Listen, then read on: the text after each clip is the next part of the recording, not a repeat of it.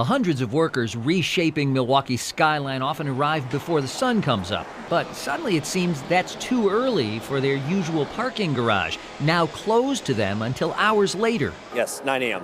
And you get here at? Approximately 6:30. The new hours at the O'Donnell Park Garage mean that Bruce Myers and others working on the many downtown high-rise projects are left to find someplace else to park. It was approximately a 6-block walk for me today. And someplace else to take their money.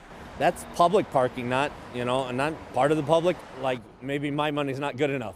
I don't know what the answer is. So. $8 a day, every day, from every one of the workers who parked here. That's what the county was collecting. But now many of the spots that had been routinely filled are sitting empty and not generating any revenue.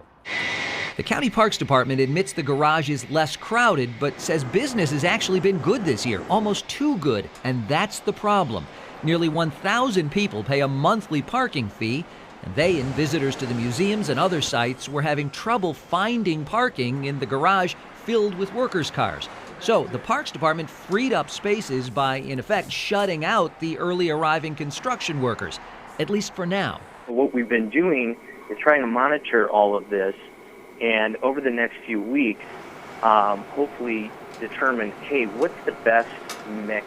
The county hopes to settle on a permanent plan by the end of the year. In Milwaukee, I'm Kent Wainscott, WISN 12 News. The Parks Department also says it's also considering teaming with businesses to shuttle workers from some of its other lakefront parking lots.